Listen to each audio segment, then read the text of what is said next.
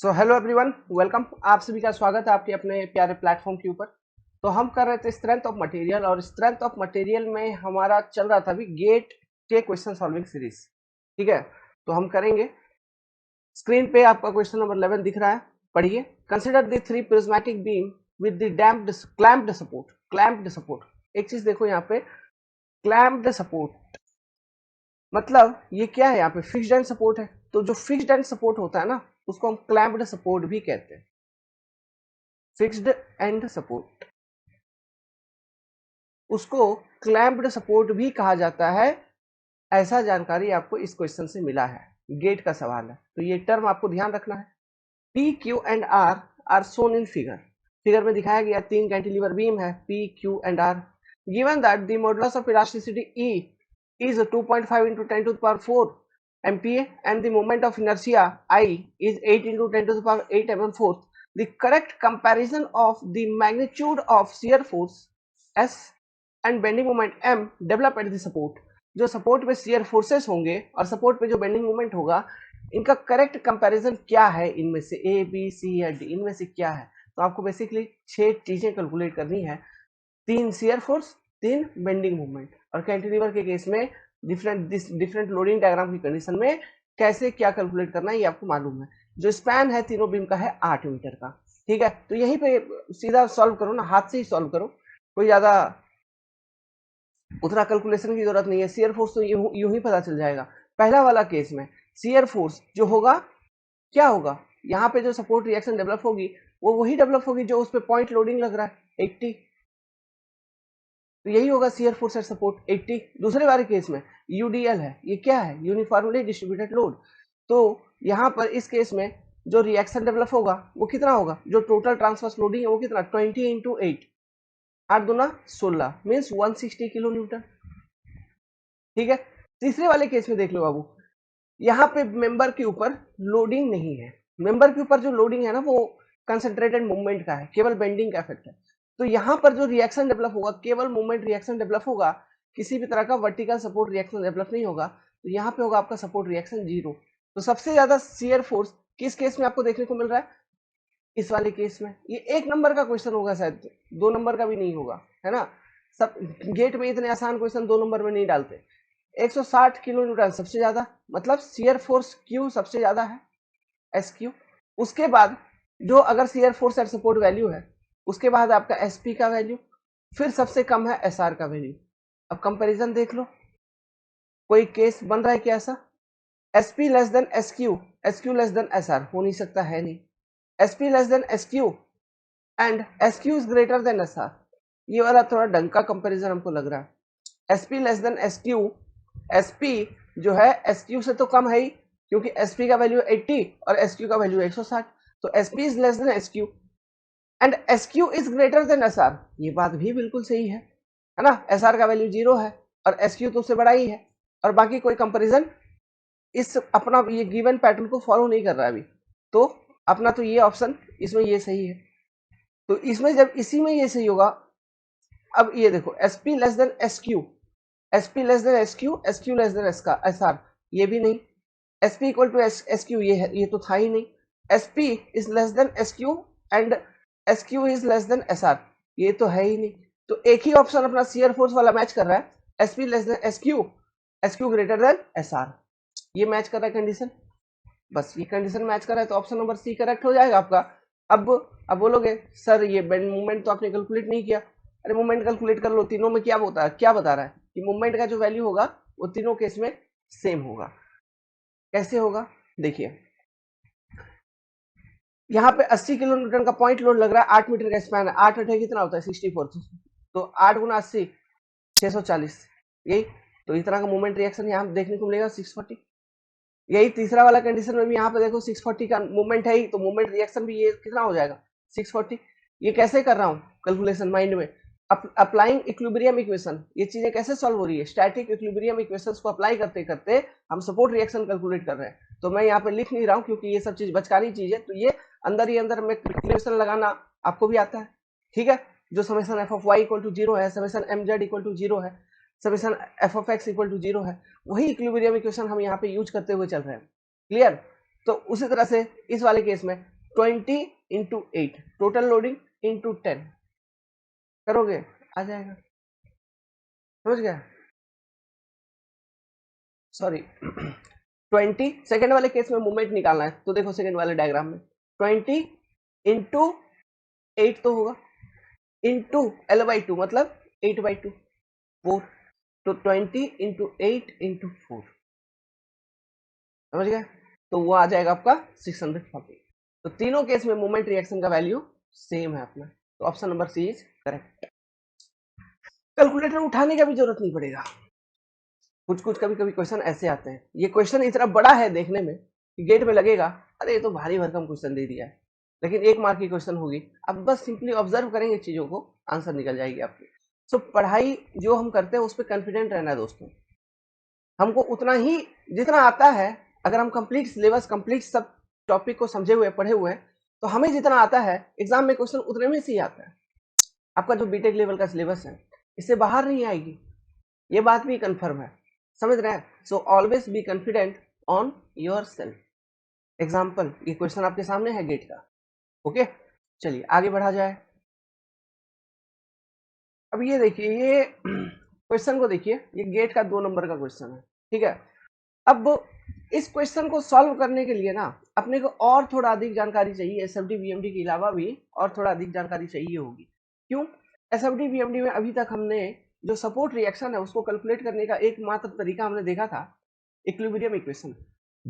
तो हमारे पास equilibrium equation कितने हैं? 3। तो 3 इक्विलिब्रियम इक्वेशन से हमारा 3 ही सपोर्ट रिएक्शन निकल सकता है। तो यहाँ पे आप देखिए, सपोर्ट ए पे 1 हो गया, 2 हो गया, 3, और एक जो ये सपोर्ट है यहाँ पे एक वर्टिकल रिएक्शन आपको आरसी भी देखने को मिलेगा, ये आर ए, ये एम ए, ये एच ए। तो यहाँ पे सपोर्ट रिएक्शन कितने हो गए? Total reactions are equal to 4। हमारे पास इक्विलिब्रियम इक्वेशन अवेलेबल कितने हैं? ई इक्वल टू 3 अवेलेबल है, जिसमें से कौन कौन से आते हैं? Summation of F of Y equal to 0, summation F of X equal to 0, summation M Z equal to 0, ये 3 इक्विलिब्रियम इक्वेशन। और तो यहाँ पे कोई हिंज, इंटरनल हिंज वगैरह का कंडीशन है नहीं जो अतिरिक्त एक इक्विलिब्रियम इक्वेशन मिले आपको मोमेंट इक्वल टू 0 वाली। तो हमारे पास 3 ही इक्विलिब्रियम इक्वेशन इस केस में अवेलेबल है। So R minus E equal to कितना हो जाएगा? 4 माइनस 3 इक्वल टू 1। मतलब 3 इक्विलिब्रियम इक्वेशन से 3 ही अननोन निकल पाएगी और एक अननोन हमारा यहाँ पे कैलकुलेट नहीं हो पाएगा। एक सपोर्ट रिएक्शन हम यहाँ पे कैलकुलेट नहीं कर पाएंगे, लेकिन हमें वैल्यूज तो चाहिए सभी के, तभी क्वेश्चन सॉल्व होते हैं। तो इसका मतलब क्या है कि ये जो एक सपोर्ट रिएक्शन हम अभी फिलहाल कैलकुलेट नहीं कर पाएंगे, इसको कैलकुलेट करने के लिए हमें कोई अतिरिक्त equation other than equilibrium equation जो इक्वेशन है उसे अप्लाई करना होगा, जिसे हम कहते हैं कॉम्पैटिबिलिटी कंडीशन, कॉम्पैटिबिलिटी इक्वेशंस। अब ये कॉम्पैटिबिलिटी इक्वेशंस क्या है इसका एक झलक मैं आपको यहाँ पे दूंगा, ठीक है। बाकी ये जो टॉपिक है इसको बहुत डिटेल में हम पढ़ने जा रहे हैं।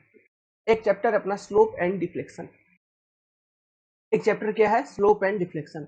हम वो स्लोप एंड डिफ्लेक्शन को पढ़ेंगे अच्छे से, है ना। जैसे कि फॉर एग्जांपल मान लीजिए स्लोप एंड डिफ्लेक्शन में हम क्या पढ़ते हैं, ये एक फिक्स्ड एंड, यहाँ पे कैंटिलीवर से अपना काम हो जाएगा। मान लो ये कैंटिलीवर है, कैंटिलीवर ऑफ लेंथ एल है ना, और इसका ये है स्ट्रेंथ ई आई।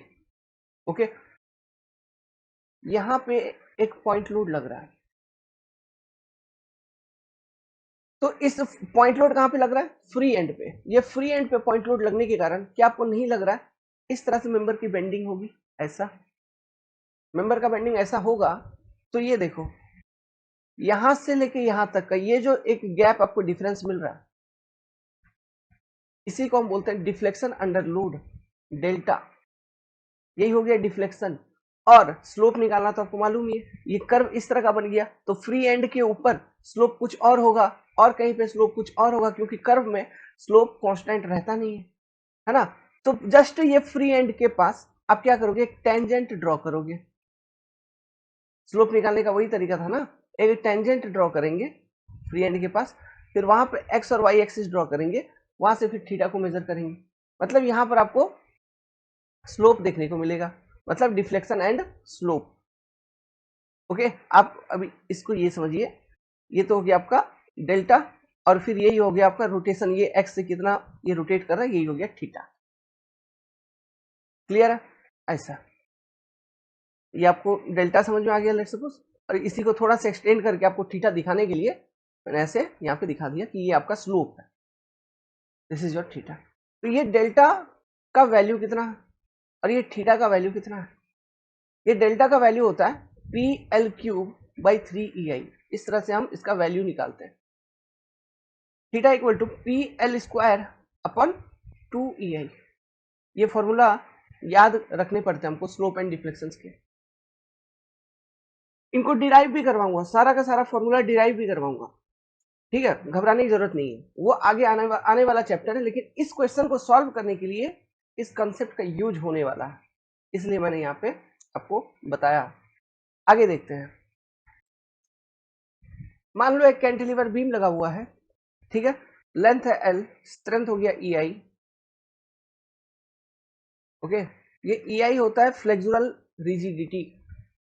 नेक्स्ट वाले चैप्टर में ही पढ़ेंगे इन सब चीजों को, घबराने की जरूरत नहीं है। बेंडिंग वाले चैप्टर में तो क्लियर कट हो जाएंगे चीजें, सब धीरे धीरे धीरे धीरे बेसिक इंट्रोड्यूस होगा। जहां पे जो जरूरत है मैं बताते चलूंगा, घबराने की जरूरत नहीं है।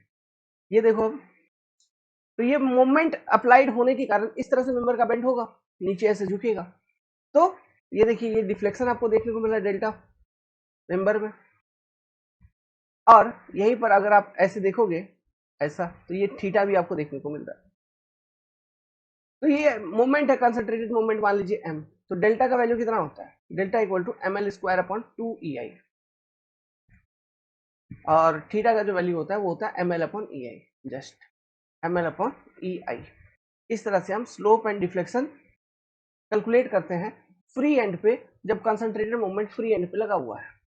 तो इस केस में ऐसा, this are the formula given for slope and deflection. तो ये बस ये दो ही कंडीशन का फॉर्मूला अभी हमें जरूरत है इस वाले क्वेश्चन को सॉल्व करने के लिए। तो आप क्या करिएगा, कॉपी में बगल में सबसे पहले नोट बना के इनको लिख लीजिए, नोट बना के NOT, ये पहला फॉर्मूला, ठीक है, और दूसरा फॉर्मूला इसको आप लिख लो नोट बना के। अभी से चीजें इंट्रोड्यूस नहीं होंगी ना आपके साथ, तो फिर मजा नहीं आएगा, तो धीरे धीरे इंट्रोड्यूस होना चाहिए। मैं सोचा ये क्वेश्चन बाद में करवाएंगे जब स्लोप डिफ्लेक्शन वगैरह चैप्टर पढ़ा लेंगे, उससे बेटर है अभी समझा दूं, तो कम से कम एक थोड़ा सा एक बेसिक तो होगा कि हाँ ये भी किया जाता था, कंपैटिबिलिटी इक्वेशन वगैरह का आइडिया तो होगा, क्योंकि पढ़ना तो है ही, समझ रहे हो। तो इसलिए मैंने चलो ठीक है वो क्वेश्चन को भी करेंगे, सॉल्व करेंगे। तो आप इन दोनों फॉर्मूला को एक नोट बना के लिखिए। अब चलिए सॉल्व किया जाए, क्वेश्चन पढ़ते हैं। अब क्वेश्चन क्या कहता है बाबू, ए हॉरिजॉन्टल बीम ABC, एक बीम है horizontal beam, is loaded as shown in figure. Figure में देखिए इस तरह से लोडिंग दिया गया है इसके ऊपर। The distance of the point of contraflexure from end A से पॉइंट ऑफ कॉन्ट्राफ्लेक्सर कहां पर होगा, कितने डिस्टेंस पे। व्हाट इज पॉइंट ऑफ कॉन्ट्राफ्लेक्सर, ये क्लियर होगा। पॉइंट ऑफ कॉन्ट्राफ्लेक्सर वो पॉइंट होता है जहां बेंडिंग मोमेंट डायग्राम अपना साइन चेंज करता है, मतलब पॉजिटिव टू नेगेटिव हो रही होती है बेंडिंग मोमेंट डायग्राम, ठीक है। और उस पर्टिकुलर पॉइंट पे, मतलब पॉइंट ऑफ कॉन्ट्राफ्लेक्सर पॉइंट पे जो बेंडिंग मोमेंट की वैल्यू है वो हो जाती है एग्जैक्टली 0। तो हमें बेसिकली क्या करना है, जो AC स्पैन है वहां पे एक्स एक्स सेक्शन कट करेंगे, और उस AC स्पैन के लिए मूवमेंट का इक्वेशन हमको लिखना है, समझ रहे हो। उस AC स्पैन के लिए मूवमेंट का इक्वेशन लिखना है mx का, और वो mx इक्वल टू 0 पुट करके वो x की वैल्यू निकाल के फिर हमको डिस्टेंस बतानी है एंड A से। तो ये चीज आप मतलब x डिस्टेंस, मतलब मैं कहना ये चाहता हूं, अगर मैं x फ्रॉम A कंसिडर करूं, x x सेक्शन, और mx का इक्वेशन लिखूं, तो मुझे तो ये सपोर्ट रिएक्शंस के वैल्यू चाहिए होंगे। अगर मान लो आप अवॉइड करना चाहते हो ये MA का वैल्यू RA का वैल्यू कौन कैलकुलेट करें, इनको अवॉइड करो यार। mx का इक्वेशन हम B साइड से लिखते हैं, फिर भी मेरे को इसका वैल्यू तो चाहिए होगा RC का। कुछ भी करो सपोर्ट रिएक्शन निकालना ही पड़ेगा AC स्पैन में mx का इक्वेशन लिखने के लिए, समझ में आ रहा है। तो कैसे निकालेंगे वो एक चीज है, उसमें मैंने बोला आपको कंपैटिबिलिटी इक्वेशन का यूज करेंगे। तो क्या यूज करेंगे कंपैटिबिलिटी इक्वेशन का यूज, देखिए मैं कंपैटिबिलिटी इक्वेशन को यूज करके RC का वैल्यू निकालना समझाता हूं कि RC का वैल्यू को हम लोग कैसे फाइंड आउट करेंगे। बड़ा इंटरेस्टिंग है, बड़ा मजेदार है, देखिएगा। अब सुनिए मेरा प्लान क्या है, मैं कॉम्पैटिबिलिटी इक्वेशन कैसे बनाऊंगा, देखिए स्ट्रक्चर को देखते हुए बनाऊंगा और ये स्लोप एंड डिफ्लेक्शन का कंसेप्ट को यूज करते हुए बनाऊंगा। देखिएगा अभी जो आपके पास स्ट्रक्चर है बेसिक, एक कैंटिलीवर, आप ऐसा सोचो कि एक कैंटिलीवर बीम है, ऐसा इस तरह का एक कैंटिलीवर बीम है और यहाँ पे एक पॉइंट लोडिंग एक्ट कर रहा है जिसका मैग्नीट्यूड है P। फिलहाल अभी ऐसा सोचो, वो जो बीच में सपोर्ट था उसको इग्नोर कर दीजिए फिलहाल के लिए, ठीक है। अब देखो होगा क्या, इमेजिन करो ये पॉइंट लोड P के कारण मेंबर कुछ इस तरह से डिफ्लेक्ट करेगी, इस तरह से मेंबर बेंड करेगा। अब इस तरह से बेंड करेगा तो सपोर्ट यहां पर कहीं पर था, देखो इस लोकेशन पे कहीं पर सपोर्ट था, इस लोकेशन पे कहीं पे सपोर्ट था, तो यहां पर इतना डिफ्लेक्शन मिल रहा है, ठीक है। अगर मान लीजिए यहां पर इस वाले केस में हमने सपोर्ट को इग्नोर करके ये डिफ्लेक्शन ऐसा बताया, अगर वहां पर रियलिटी में सपोर्ट जैसे है क्वेश्चन में, अगर वो होता तो क्या ये डिफ्लेक्शन वहां पे मिलता? नहीं। बीम वहां जब बेंड करने का कोशिश करता तो वो सपोर्ट से जो रिएक्शन डेवलप हो रहा है ना, वो इसे रोकता।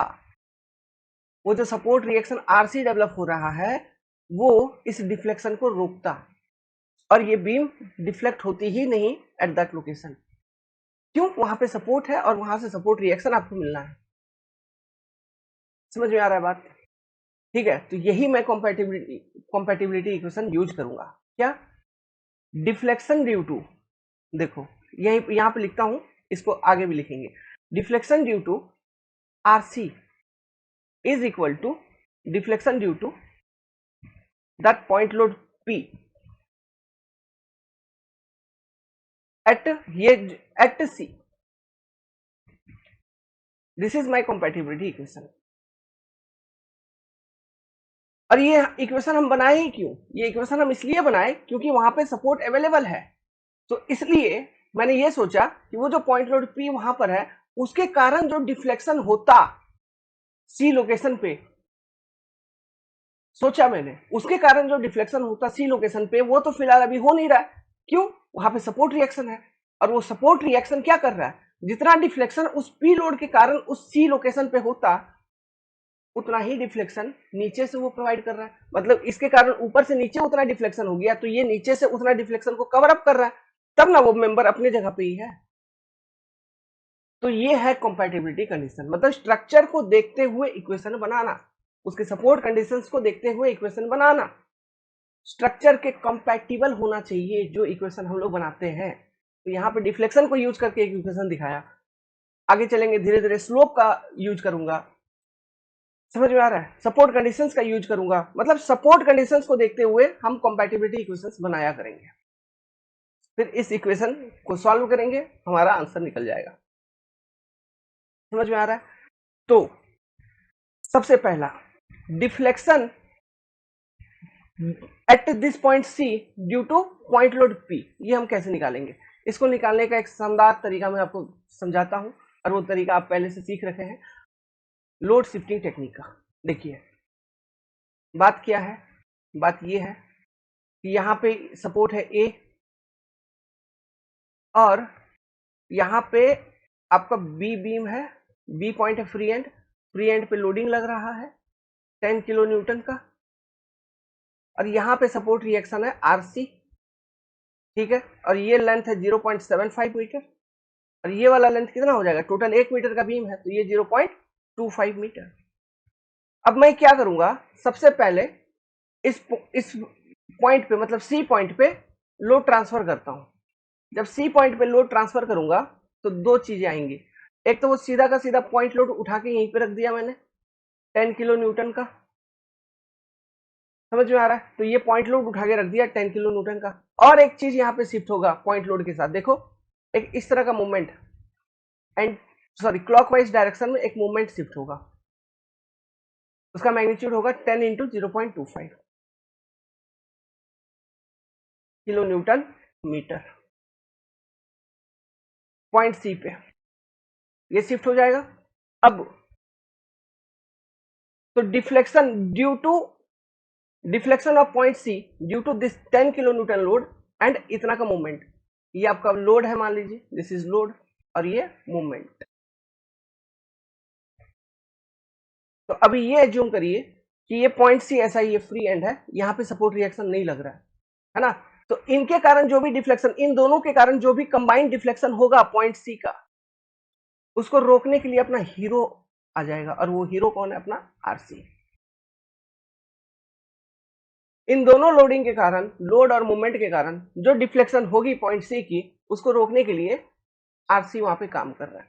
यही हमको इक्वेशन के फॉर्म में लिखना है। तो ये बताओ, ये लेंथ है आपका कितना? ये लेंथ है आपका एल। एल इक्वल टू कितना है?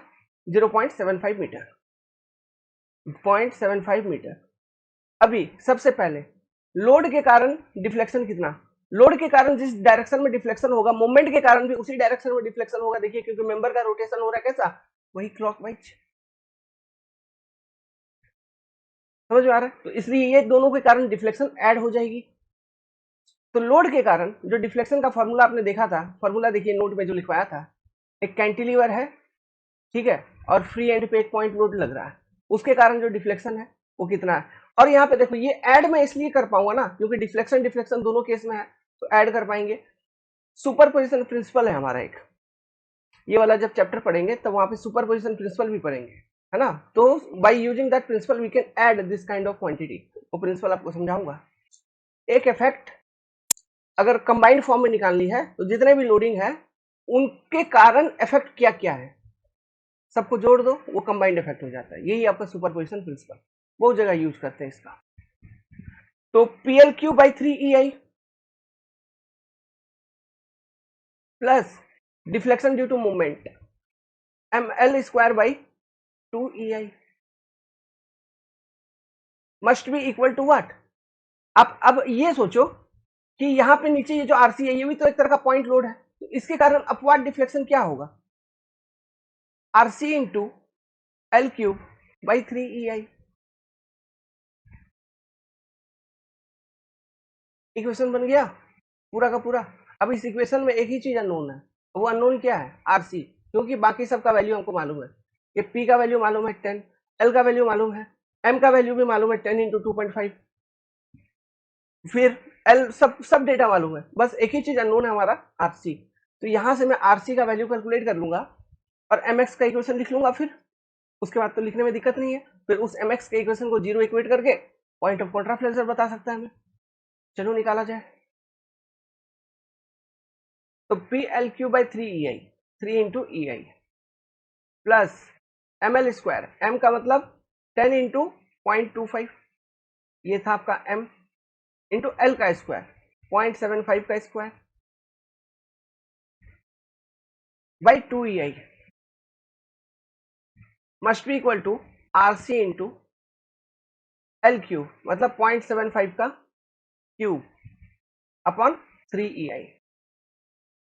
अब दोनों बगल से EI कट जाएगा, ठीक है। दोनों बगल से आप EI को अगर कॉमन निकालेंगे तो दोनों बगल से ये EI कट जाएगी, ये कैंसल आउट हो जाएगी, EI खत्म, है ना। तो हमको EI का वैल्यू से कोई मतलब है नहीं। इस EI को फ्लेक्सुरल रिजिडिटी बोला जाता है, बताएंगे आगे चल के, बताएंगे। अब सिंप्लीफाई करिए इसको, और इसको सिंप्लीफाई करेंगे यहां से हम अपना आरसी का वैल्यू निकल जाएगा। तो आरसी का वैल्यू निकलेगा आपका 15 किलो न्यूटन। तो इस तरह से बाबू लोग कॉम्पैटिबिलिटी इक्वेशन का उपयोग किया जाता है, समझे। ये छोटा सा एग्जांपल था, इस तरह का हजारों क्वेश्चन सॉल्व करेंगे पूरे सोम में। स्लोप एंड, अलग ही चैप्टर है पूरा का पूरा, स्लोप एंड डिफ्लेक्शन, बहुत सारे कंडीशन, ये तो दो ही कंडीशन मैंने आपको बताया। ऐसा स्लोप एंड डिफ्लेक्शन आपको अलग अलग जगह पे कैलकुलेट करना होगा, किसी भी तरह का लोडिंग डायग्राम दे देगा। ये तो मैंने आपको स्टैंडर्ड लोडिंग दिखाया, समझ में आया? नॉट टू वरी, सब आएगा दिमाग के अंदर, लेकिन धीरे धीरे आएंगे। लेकिन ये क्वेश्चन सॉल्व करने से आपको अवगत होंगे, आप इस चीज से मतलब इंट्रोड्यूस हो रहे हैं कि हाँ ऐसा भी कुछ होता है, सीधा स्ट्रेट फॉरवर्ड चीज नहीं आती, कभी कभी थोड़ा घुमा भी सकता है, ठीक है। तो इस तरह से घुमाया जाता है सवाल को। तो ये हाल फिलहाल का सवाल है, ज्यादा लेट है नहीं, 4-5 साल पुराना था, 2 नंबर का क्वेश्चन है ये। तो ये तो आपको एक्सप्लेन करने में इतना लंबा जा रहा है, लेकिन आप एक बार चीजों को समझ जाओगे तो आप फटाफट सॉल्व करोगे। ओके, वही 2-2.5 मिनट लगेगा सॉल्व करने में, उतना 3 मिनट तक ले लो, सॉल्व करने में लग ही जाता है। तो आरसी इक्वल टू इतना। तो अब एमएक्स का इक्वेशन लिख लेंगे, ये एंड ए, ये फिर यहाँ पे था आरसी आपका, इसका वैल्यू निकल गया और इधर लग रही थी पॉइंट लोड 10 किलो न्यूटन की। तो ए से सी स्पैन में आपको पॉइंट ऑफ कॉन्ट्राफ्लेक्सर चाहिए और ए से बतानी है डिस्टेंस। डिस्टेंस क्वेश्चन में देखिए ए से बतानी थी, तो मैं क्या करूंगा ना, कुछ नहीं करूंगा, मैं सिंपली एक एक्स एक्स सेक्शन कट करता हूं और मैं एम एक्स का इक्वेशन लिखता हूं, एक्स फ्रॉम सी ले लेता हूं और एम एक्स का इक्वेशन लिखता हूं फॉर ए सी स्पैन। तो देखो एम एक्स का इक्वेशन लिखना आपको मालूम है, एम एक्स इक्वल टू क्या होगा, सबसे पहले ये डिस्टेंस देख लो, ये डिस्टेंस 0.25 है ना, तो 10 इंटू इफेक्ट देखोगे, पहले इस 10 किलो न्यूटन पॉइंट लोड का इफेक्ट देखो, माइनस में है, माइनस क्यों, हॉगिंग इफेक्ट है ना, इस एक्स एक्स सेक्शन के बाद मेंबर को फिक्स करिए, यहाँ पे लग रहा है 10 किलो न्यूटन का लोड, मेंबर इस तरह से बेंड करेगी, टॉप चला गया टेंशन में, बॉटम आ गया कंप्रेशन में, मतलब negative bending moment, hugging, minus 10 into x plus 2.5, x plus sorry 0.25, फिर ये आरसी का इफेक्ट देखो पॉजिटिव है, सैगिंग बेंडिंग मोमेंट दे रहा है RC, RC x x section को ऐसे उठा रहा है, ऐसा लग रहा है आरसी, तो ये एक्स एक्स सेक्शन के बाद मेंबर को ऐसा उठा रहा है, ऐसा रोटेशन है, टॉप में कंप्रेशन बॉटम में tension, positive bending moment due to RC, है ना, तो प्लस आरसी इंटू एक्स, सब वैल्यू मालूम है, एक्स अननोन, ठीक है। अब ये एक्स क्या है हम कैलकुलेट करेंगे, लेकिन हमको बेसिकली निकालना क्या है, हमको निकालना है जीरो मोमेंट का लोकेशन, मतलब x equal to M X equal to zero होना चाहिए, उसके लिए हमको इक्वेशन सॉल्व करना है। हमको मोमेंट का वैल्यू मालूम है, पॉइंट ऑफ कॉन्ट्राफ्लेक्सर पे क्या होता है, मोमेंट इक्वल टू जीरो होता है, तो ये इक्वेशन को इक्वल टू जीरो करके x का वैल्यू निकाला जाए, तो -10 x plus 2.25 plus 15 into X equal to zero, तो ये लोकेशन क्या होगा देखा जाए, -10 x minus 10 into 0.25 equal to -15 X, ठीक है, और सिंप्लीफाई करो, -10 into 0.25 equal to -15 X plus 10 X, ठीक है, तो माइनस, अच्छा ये 2, तो ये 2.5 हो जाएगा ना, ये हो गया आपका 2.5 minus 2.5 equal to -5x plus 10x, मतलब -5 सॉरी -15x प्लस 10x, मतलब -5x, माइनस माइनस दोनों बगल से खत्म, तो x इक्वल टू 2.5 बाई 5, तो 2.5 बाई 5 मतलब 1/2, मतलब 0.5 मीटर फ्रॉम सी, ये फ्रॉम सी है, तो हमको फ्रॉम ए बताना है, सो फ्रॉम ए कहां से होगा, ये फ्रॉम सी है ना, तो from A location of point of contraflexure is what, वो स्पैन का डिस्टेंस कितना था 0.75 मीटर, तो 0.75 माइनस 0.5 इक्वल टू 0.25 मीटर, यही आएगा, ये आपका आंसर है। गेट में इस तरह का जो क्वेश्चन होता है ना, न्यूमेरिकल डेटा टाइप क्वेश्चन इसको बोला जाता है, इसमें ऑप्शंस नहीं दिए जाते, ओके, इस तरह के सवाल में आपके ऑप्शंस नहीं होंगे, लेकिन नेगेटिव मार्किंग भी नहीं होता है, अगर आपका आंसर गलत निकल जाए, है ना, तो आपका नंबर नहीं कटेगा, अगर आप रॉन्ग आंसर भी उसमें देते हो तो, ये होती है इस तरह के क्वेश्चन की खासियत। तो इस तरह का क्वेश्चन हमें बहुत सिंसियरली अटेम्प्ट करना चाहिए ताकि सही सही आंसर निकाल पाए और सही मार्क मिले। ये देखो ये क्वेश्चन आता है 2 नंबर का, ठीक है, ये 2010 का क्वेश्चन पूछा था, तो ये एक इंटरेस्टिंग है, ये क्वेश्चन मैंने आपको थ्योरी क्लास में सॉल्व करवा दिया था, याद करिए, सेम चीज है, आपको आपको पूछा है बेंडिंग मोमेंट, तो भाई ये तो प्योर फ्लेक्सर वाला कंडीशन चल रहा है ना, सॉरी प्योर शियर वाला केस, प्योर शियर केस है ये, थ्योरी क्लास में सॉल्व करवा चुका हूँ, ये पूरा इसका एसएफडी बीएमडी बनवा चुका हूँ, एसएफडी पूरा नेगेटिव में रहेगा, पूरे पे कांस्टेंट शियर फोर्स, और बीएमडी जीरो, है ना। सेक्शन में कहीं पर भी बेंडिंग मोमेंट नहीं आएगी, तो आंसर विल बी ए, सीधा प्योर शियर कंडीशन है। ये आपने अब थ्योरी क्लास में पलटिए, ये simply supported beam subjected to uniformly distributed movement, same case मैंने सॉल्व करवाया आपको, ठीक है। उसका एसएफडी बीएमडी बनाया, ये नेगेटिव एसएफडी और बीएमडी इसमें जीरो, कहीं पर भी इस सेक्शन पे देखो, इधर देखो, इधर देखो, यहाँ देखो, कहीं पर भी bending moment equal to zero. तो ये मिड स्पैन पे पूछा है, तो जीरो, पूरे में बेंडिंग मोमेंट नहीं है। This is case of pure shear, है कि नहीं। ये वाला क्वेश्चन देखिए, ये भी 2 नंबर का क्वेश्चन था। ये क्वेश्चन 2009 में आया था गेट में। आपके पास 2 ग्रुप है, एक ग्रुप में आपको शियर फोर्स डायग्राम दिया है, ये देखो ये क्वेश्चन है, ये दिया है एसएफडी का डायग्राम, और ये आपको दिया है लोडिंग डायग्राम एलडी।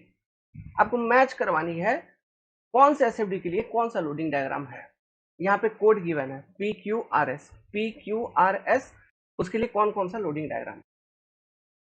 कैसे सॉल्व करोगे, बस ये सब प्रैक्टिस से आती है। जैसे हमने एसएफडी बीएमडी सॉल्व किया है, तो जो प्रैक्टिस किया है तो वहीं से सॉल्व हो जाएगी, सिंपल सी बात है। कैसे, मैंने कुछ नियम आपको लिखवाए थे, देखिए। जब भी यूडीएल होगा, लोडिंग शियर फोर्स का जो वेरिएशन होगा वो होगा लीनियर, यूडीएल के केस में। तो सबसे पहले यहाँ पे देखो एसएफडी में कौन कौन सा लीनियर वेरिएशन दिया है। पी में लीनियर वेरिएशन है, और क्यू में थोड़ा सा स्टार्टिंग में और एंडिंग में लीनियर वेरिएशन है, और बाकी कहीं पर भी लीनियर वेरिएशन नहीं है, ठीक है। तो पी वाले में देखो लीनियर वेरिएशन कैसे है, ऐसे है, फिर मतलब पूरे स्पैन पे लीनियरली वेरी कर रहा है। मतलब इस पी केस में पूरे स्पैन पे अगर लीनियरली वेरी कर रहा है शियर फोर्स, इसका मतलब लोडिंग डायग्राम में पूरे स्पैन पे यूडीएल होना चाहिए। तो सीधा सीधा देखिए, पी का 3 नहीं हो जाएगा, पी का तीसरा लोडिंग डायग्राम सुटेबल कर रहा है, पूरे स्पैन पे यूडीएल है, और पूरे में जो शियर फोर्स का वेरिएशन है वो लीनियर है, भले ही कुछ में नेगेटिव कुछ में पॉजिटिव, फिर नेगेटिव पॉजिटिव, लेकिन वेरिएशन इज लीनियर। तो पी का 3 हो गया। सिमिलरली तुम देखो जो लीनियर क्यू हमने देखा था, क्यू का, इसका क्या होगा, इसका फिर लीनियर वेरिएशन है, वो भी स्टार्टिंग में एंडिंग में, बीच में शियर फोर्स है ही नहीं, तो वो कौन सा केस सुटेबल कर रहा है यहाँ पे। ये देखो 1 वाला लोडिंग डायग्राम, पहला वाला, स्टार्टिंग में छोटा सा यूडीएल है तो वहां तक लीनियरली वेरी किया, फिर ये रिएक्शन, तो रिएक्शन के कारण फिर जीरो हो गया, फिर उसके बाद जीरो चला क्योंकि पूरे बीच में लोडिंग है ही नहीं पूरे स्पैन में। उसके बाद फिर लास्ट में आपका रिएक्शन आपको देखने को मिल रहा है, तो रिएक्शन के कारण ऊपर गया, फिर यूडीएल के कारण जीरो हो गई, फिर शियर फोर्स फ्री एंड पे। तो ये क्यू का 1 नहीं हो जाएगा, तो पी का हो गया 3, क्यू का हो गया 1। आप इसी से मैच करवा लो कौन सा ऑप्शन मैच हो रहा है। पी का हो गया 3, क्यू का 1, ऑप्शन नंबर ए मैच कर रहा है। देखो पी का 3, क्यू का 1, आर का 2, एस का 4। आर का 2, आर मतलब ये वाला, छोड़ो आर से पहले एस देख लो, एस का ये नहीं हो जाएगा, एस का 4। यहाँ पे Q/2 का पॉइंट लोड है, तो ये सपोर्ट रिएक्शन भी Q/2 आ जाएगा। इधर Q/2 का पॉइंट लोड है, यहाँ पर सपोर्ट रिएक्शन Q/2 आ जाएगा, ठीक है। तो इस वाले यहाँ पर एक्स एक्स कट करके देखोगे, शियर फोर्स कितना Q/2 नजर आएगा।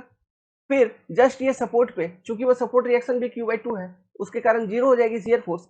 फिर जब जीरो हो गई, फिर बीच में कहीं पर भी लोडिंग है नहीं, यहाँ पर कहीं पर भी लोडिंग है नहीं, तो इस वाले पूरे स्पैन में जीरो शियर फोर्स रहेगा बीच में।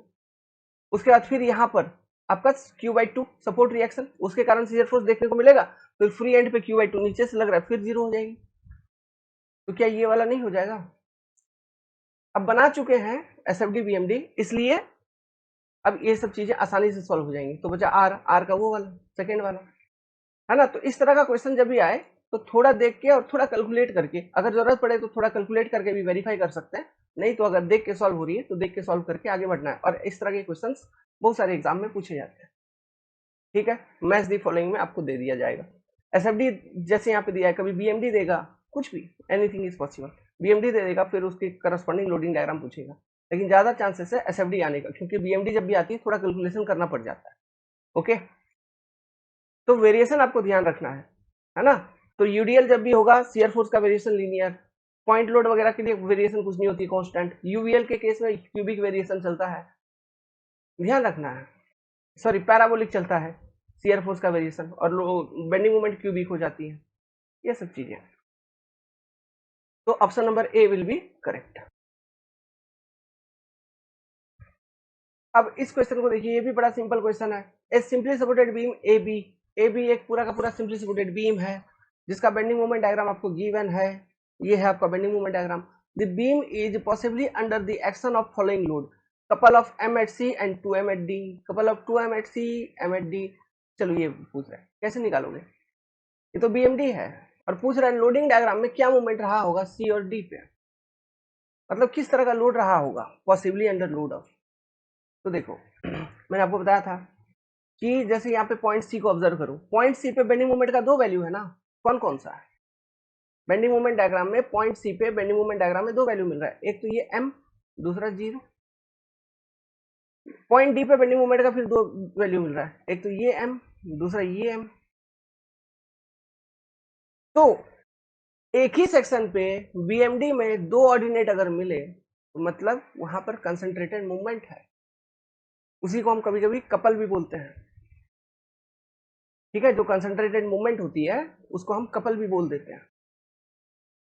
जैसा शियर फोर्स डायग्राम में एक ही सेक्शन पे SFD में अगर दो ऑर्डिनेट मिले शियर फोर्स की, इसका मतलब वहां पे कंसंट्रेटेड लोड है, मतलब रिएक्शन या फिर पॉइंट लोड होगा। जैसा कि इससे पहले वाले डायग्राम में देखो आ रहा था, ये देखो यहाँ आप जैसे ये वाला देख लो भाई, कौन सा देख लोगे, कोई भी एक देख लो पहले। यहाँ पे ये आर वाला जो डायग्राम है, आर वाले डायग्राम में, इस वाले डायग्राम में, आर वाले डायग्राम में यहाँ पे देखो, इस वाले सेक्शन पे यहाँ पर एक शियर फोर्स का मैग्नीट्यूड SFD में, इधर एक शियर फोर्स, इधर एक shear force, Q/2 means Q total Q amount का शियर फोर्स। इसका लोडिंग डायग्राम किधर गया, इसका लोडिंग डायग्राम गया पॉइंट नंबर 2 में, आर का 2 है ना, यहाँ पे देखो, यहाँ पे तो फिर आपका पॉइंट लोड इधर है कि नहीं, तो ओके ये सपोर्ट रिएक्शन, ये भी तो एक तरह का पॉइंट लोड है, तो रिएक्शन होने के कारण वहां पे SFD में दो ऑर्डिनेट देखने को मिल रहा है। उसी तरह से बेंडिंग मोमेंट डायग्राम में अगर किसी भी सेक्शन पे BMD में दो ऑर्डिनेट देखने को मिले, मतलब लोडिंग डायग्राम में वहां पे कंसंट्रेटेड मूवमेंट है, जिसको हम कपल भी बोलते हैं, तो यही वो पूछ रहा है उसी के बारे में। तो यहाँ पे देखो वो, और उसका वैल्यू हम कैसे निकालेंगे, difference of those two value. तो जैसे पहला सी पे बतानी है, तो सी पे क्या m-0 m, ठीक है, ये नेगेटिव साइड में, तो माइनस एम, वो पॉजिटिव नेगेटिव क्या है वो नहीं पूछेगा आपसे, मैग्नीट्यूड बस। तो m ये कहां पर है, सी पॉइंट पे, डी पॉइंट पे निकालने गए तो minus M equal to -2m, मतलब डी पे 2m मैग्नीट्यूड का, तो couple of m at C and 2m at D, सही है, ये सी पॉइंट पे हो गया, ये डी पॉइंट पे हो गया, तो option number A will be correct कि नहीं, वेरी सिंपल, देखते ही आंसर करना है। इस तरह के एग्जाम में क्वेश्चन आते हैं बाबू। अब इस वाले क्वेश्चन को पढ़िए और पेशेंस के साथ आपको काम करना होगा इस क्वेश्चन में। पढ़िए question number 16-17, common data question है गेट का। A 3-span continuous beam has an internal hinge at B. Section B is at the mid span of AC. AC का mid span है section B. Section E is at the mid span of CG. Section E, diagram को देखते चलिए, question पढ़िए अच्छे से।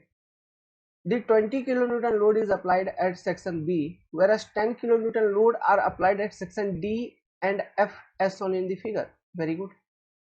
Span GH is subjected to uniformly distributed load of magnitude 5 kilonewton per meter. For the loading shown, shear force intermediate to right of section E is 9.84 kilonewton upward, and the hogging moment at section E is 10.31 kilonewton meter. आपका मेरे को लग रहा है ये question आपका सारा basic निचोड़ लेगा, ठीक है, तो be alert, be attentive, question solving करने में मजा आने वाला है। और बाकी यहाँ पे स्पैन डिटेल दिया हुआ है, A B equal to B C equal to 2 meter, C D equal to D equal to E F equal to F G equal to 1 meter and G H equal to 4 meter, मतलब ये है 4 metre का। और बाकी आपका ये A B equal to B C ये 2-2 metre का है, दिस इज 2 मीटर, और बाकी ये सी डी डी ई और ई एफ और एफ जी, यहाँ पे जो चार छोटे छोटे पोर्शंस हैं वो हर एक 1-1 मीटर का, मतलब ये टोटल यहाँ से यहाँ तक ये टोटल 4 मीटर का है। चीजें ये है, और ई के जस्ट राइट में आपको दो वैल्यू गिवन है, एक गिवन है इस लोडिंग डायग्राम के करस्पॉन्डिंग शियर फोर्स और इस लोडिंग डायग्राम के करस्पॉन्डिंग बेंडिंग मोमेंट, ई के जस्ट राइट में, समझ गए दो चीजें। और ठीक है, अब देखते हैं सवाल क्या पूछा है। 16 और 17 क्वेश्चन है, मतलब 16-17। Question number 16, the magnitude of shear force immediate to the left and immediate to right of section B are respectively. Section पहला क्वेश्चन 16 देखो, 16 का जो आंसर करना अपने को क्या करना है, जो आपका सेक्शन बी है, ये आपका बी, इसके जस्ट लेफ्ट में और जस्ट राइट में शियर फोर्स का क्या मैग्नीट्यूड होगा, ये बतानी है। सेक्शन बी के जस्ट लेफ्ट में जस्ट राइट में शियर फोर्स का क्या वैल्यू होगा, ये बताना है। तो यहीं पर सबसे पहले कैलकुलेट कर लेते हैं। ये तो इंटरनल हिंज वाला लोकेशन है, तो एट इंटरनल हिंज हमारे पास एक इक्वेशन अवेलेबल है, summation of m about b equal to 0। तो इस इक्वेशन को यूज करके अगर मैं लिखूं, यहाँ सपोर्ट रिएक्शन हो गया आपका आर ए, देख लो यहाँ भाई, ये आर ए, तो मैं लिखूंगा क्या, R A into A B length, ये डिस्टेंस हो जाएगा ना ए बी, ये होना चाहिए 0 इंटरनल हिंज वाले पॉइंट पे, मोमेंट का इक्वेशन। तो यहां से आर ए का वैल्यू क्या मालूम हो रहा है, आर ए इक्वल टू हो गया आपका 0। अब देखो, अब हमको शियर फोर्स लिखना है, आर ए का वैल्यू कितना, आर ए सपोर्ट रिएक्शन का वैल्यू हो गया 0। तो पहला वाला क्वेश्चन का आंसर करेंगे, सेक्शन बी के जस्ट लेफ्ट और जस्ट राइट में शियर फोर्स का क्या मैग्नीट्यूड होगा। तो देखना ड्राइंग,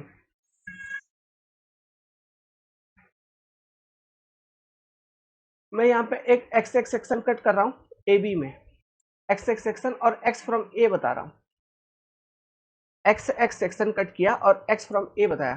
तो S F X equal to क्या, प्लस आर ए, और आर ए का वैल्यू क्या, आर ए का वैल्यू 0, मतलब शियर फोर्स इक्वल टू 0। और ये सेक्शन कहां से कहां तक जा सकता है, ए से लेके बी के जस्ट लेफ्ट तक, तो shear force at B just left equal to क्या ऑप्शन मिल रही है आपको, 0। नाउ अब हमको लिखना है बी के जस्ट राइट में, तो मेरे को सेक्शन लेनी होगी ये बीसी वाले पोर्शन में, एक्स एक्स सेक्शन, तो ये बीसी वाले सेक्शन में एक्स एक्स सेक्शन में कट करूंगा, है ना। अब यहाँ ले लेता हूँ एक्स फ्रॉम बी ले लेता हूँ, जैसा मैं पहले करते आया हूँ, एक्स फ्रॉम बी ले लिया हमने। आप देखिए कॉपी पे डायग्राम वगैरह सब चीज अच्छे से बनाइए, ये सब चीज बेसिक है, पूरा निचोड़ देगा ये क्वेश्चन आपका बेस। एक्स फ्रॉम बी हमने लिया, अब देखो, तो एस एफ एक्स का इक्वेशन अगर मैं लिखूं, एस एफ एक्स क्या लिखूंगा, हमारे पास वहां पर शियर फोर्स मैं अगर लेफ्ट टू राइट लिखूंगा तो क्या मिलेगा, प्लस आर ए और माइनस 20, यही मिल रहा है। तो आर ए का तो वैल्यू 0, तो shear force X equal to minus 20 kilo newton. तो ये एक्स सेक्शन कहां से कहां तक जा सकता है, जस्ट लेफ्ट ऑफ बी से लेके जस्ट राइट ऑफ सी तक, sorry just right of B से लेके, ये जस्ट राइट ऑफ बी से लेके जस्ट लेफ्ट ऑफ सी तक ये एक्स एक्स सेक्शन वेरी करेगा, just right of B B to just right of, sorry just left of C, यहां तक ये एक्स एक्स सेक्शन आपका वेरी करने वाला है। तो अपने को आंसर किधर कहां पे चाहिए, जस्ट लेफ्ट ऑफ बी तो हमने निकाल लिया 0, जस्ट राइट ऑफ बी आपको बतानी है, वो होगा माइनस 20। तो just right of B equal to minus 20। तो ऑप्शन देखिए 0 और माइनस 20 वाला मैच हो रहा है क्या, ठीक। Force immediate to left and immediate to right of section B, ये सेक्शन बी इंटरनल हिंज वाला, इसके जस्ट लेफ्ट में जस्ट राइट में, इधर 0, यहाँ पे पॉइंट लोड था इसलिए ये हो गया आपका माइनस 20। तो यहाँ पे साइन नहीं पूछा है, 0 और 20, option number A will be correct. 16 का आंसर हो गया। 17 number question, the vertical reaction at support H कितना होगा। अब यहाँ पर आपको दिशा भी पूछा है, अपवार्ड होगा डाउनवर्ड होगा, अपवार्ड होगा डाउनवर्ड, दो ही डायरेक्शन हो सकता है रिएक्शन का, या फिर ऐसा या फिर ऐसा। तो कैसा है और उसका मैग्नीट्यूड कितना है। सो अपने को निकालनी है क्या, vertical support reaction at H, मतलब ये आर एच का वैल्यू अपने को बतानी है, आर एच का वैल्यू कितना और उसका डायरेक्शन क्या, अपवर्ड या डाउनवर्ड। तो देखिए हम कोई एक डायरेक्शन एज्यूम करके चलेंगे, मान लो मैं अपवर्ड एज्यूम करके कैलकुलेशन किया और क्वेश्चन मतलब कैलकुलेट करने के बाद जो आंसर आया मेरा वो नेगेटिव में आ गया, मतलब मैग्नीट्यूड तो उतना ही रहेगा, बस दिशा बदल जाएगी, अपवार्ड की जगह वो हो जाएगा डाउनलोड, सॉरी डाउनवर्ड, है ना, डाउनलोड बोल रहा, अपवार्ड की जगह क्या हो जाएगा, वो डाउनवर्ड हो जाएगा। बस इतनी सी फर्क आएगी, और बाकी अपवार्ड डाउनवर्ड में आपका कोई कंफ्यूजन है नहीं, यहाँ दिक्कत नहीं आएगी, क्वेश्चन है तो सॉल्व भी होगी। आरएच का वैल्यू निकालोगे कैसे, क्या सिस्टम लगाओगे, इक्विलिब्रियम इक्वेशन यूज करोगे, बोलोगे सर अपने को तो आर ए का वैल्यू मालूम हो ही गया है, तो मैं R C plus R G plus R H equal to total loading on the structure पहले लिखता हूँ, फिर वो इक्वेशन लिखने के बाद फिर मेरे पास और एक इक्वेशन है मूवमेंट वाला, वो इक्वेशन लिखता हूँ किसी भी पॉइंट पे। तो बाबू दो ही इक्वेशन ना बन रहा है, दो इक्वेशन में दो ही अननोन कोई निकाल पाओगे, दो इक्वेशन में आपको दो ही अननोन मालूम चलेगा, एक अननोन मालूम ही नहीं होगा, मतलब वो दो इक्वेशन को यूज करके हम ये चीज कैलकुलेट नहीं कर पाएंगे, समझ रहे हो बात, वो दो इक्वेशन को यूज करके ये चीज हम कैलकुलेट नहीं कर पाएंगे सीधा। इसलिए हमें क्या दिया है यहाँ पे, एक बढ़िया मजेदार चीज दिया है, वैल्यू दिया है shear force at point E और bending moment at point E, उसका वैल्यू दे दिया है। अब ये पॉइंट ई कहाँ पर है, यहाँ पर है, देखो सेक्शन ई यहाँ पर है, ठीक है। अब ई के ये किधर, एक minute, for the loading diagram shear force immediate to right of section E, मतलब ई के जस्ट राइट में, ई के जस्ट राइट में, ठीक है, ये सेक्शन ई है उसके जस्ट राइट में, और शियर फोर्स का डायरेक्शन दे रखा आपको अपवर्ड, मतलब सोचो जो आप इक्वेशन लिखते हो, समझना, ई के लेफ्ट में अगर टोटल शियर फोर्स आ गया ऐसा, यहाँ पे मान लो यहाँ पे पॉइंट ई है, तो ये टोटल शियर फोर्स अपवर्ड ऐसा है, उसका वैल्यू कितना है 9.84 किलो न्यूटन, ये वैल्यू उसका दे रखा है। अब मुझे ये बताओ ये चीज पॉजिटिव है या नेगेटिव है, ये चीज पॉजिटिव होगा या नेगेटिव होगा, ऑब्वियसली ये शियर फोर्स का वैल्यू होगा पॉजिटिव आपका, क्यों, सेक्शन नहीं, हम इक्वेशन को किधर से लिखेंगे, लेफ्ट टू राइट अगर लिखेंगे तो देखिए वो जो एक्स एक्स सेक्शन होगा मेरा, वो मेरा लेफ्ट फेस है, तो लेफ्ट फेस पे ये अपवर्ड वैल्यू आपको मिल रही है, तो वो शियर फोर्स का वैल्यू क्या होगा पॉजिटिव, क्यों लेफ्ट फेस पे अपवर्ड, तो राइट पे downward clockwise rotation, shear force is positive, दिमाग घुमा, शियर फोर्स का यहाँ पे अपवर्ड कहने का ये मतलब है, वो ये आपको कहना चाह रहे हैं कि आपका जो शियर फोर्स है बाबू वो पॉजिटिव है, समझ गए बात को, तो शियर फोर्स को हमको पॉजिटिव कंसीडर करना है, और बेंडिंग मोमेंट आपको दे रखा है ई पे हॉगिंग नेचर का, हॉगिंग नेचर का बेंडिंग मोमेंट मतलब ऐसा बेंडिंग मोमेंट जिस कारण से जो मेंबर का रोटेशन हो या बेंडिंग हो वो कुछ ऐसा हो कि टॉप फाइबर टेंशन में चला जाए, बॉटम कंप्रेशन में, मतलब मेंबर कुछ ऐसा, हॉगिंग बेंडिंग मोमेंट मतलब ऐसा हम दिखा सकते हैं यहाँ पर ई पॉइंट ई पे, क्यों, ऐसा अगर होगा तो इस तरह से बेंडिंग होगी तो टॉप चला जाएगा टेंशन में, बॉटम कंप्रेशन में, तो नेगेटिव बेंडिंग मोमेंट, समझ में आ रहा है, ठीक है। तो चलो इसको सॉल्व किया जाए, इन वैल्यूज को यूज करते हुए अपन आर एच का सपोर्ट रिएक्शन निकालते हैं, देखिए किस तरह से ये अपना कैलकुलेशन जो शियर फोर्स और बेंडिंग मोमेंट का इक्वेशन है उसको हम कैसे यूज कर पाएंगे। मैं काम करता हूँ, ये मेंबर को काट करके बाहर निकालता हूँ, ई से लेके जिस तरफ अपना एच है वो वाला पोर्शन कट करके बाहर निकालता हूँ, क्योंकि हमको वही वाले सेक्शन से काम है, क्यों, एच अपना उधर ही है, ठीक है। तो ये देखो यार कैसा था, ऐसा, ये आर एच है, ये हमने एज्यूम कर रखा है ये आर एच है, और यहाँ पे थी पॉइंट ई, तो यहाँ पे शियर फोर्स और बेंडिंग मोमेंट का वैल्यू दिया है, ये शियर फोर्स, ठीक है। अब ये बेंडिंग मोमेंट हॉगिंग, मैं ऐसा दिखाऊंगा यहाँ पे, ऐसा क्यों दिखा समझ गए ना, क्यों इस तरह से अगर दिखाऊंगा तो जो ये जो मेंबर है, ठीक है, इसका रोटेशन, मेंबर का बेंडिंग ऐसा होगा, जिस कारण से टॉप टेंशन में बॉटम कंप्रेशन में, तो negative effect, hugging bending moment को ऐसा मैं दिखाऊंगा, ठीक है। तो ये सब चीजों को देखते हुए चलना होगा, और शियर फोर्स अपवर्ड वहां पे लिखा हुआ है साफ साफ, और वो पॉजिटिव है, ठीक है, ये चीज भी हमने वेरीफाई कर लिया, चेक कर लिया, तो बेसिक कंसेप्ट सारे यहीं पर यूज हो गए आपके। नाउ अब क्या था, एक मिनट लोडिंग डायग्राम को देख लेते हैं,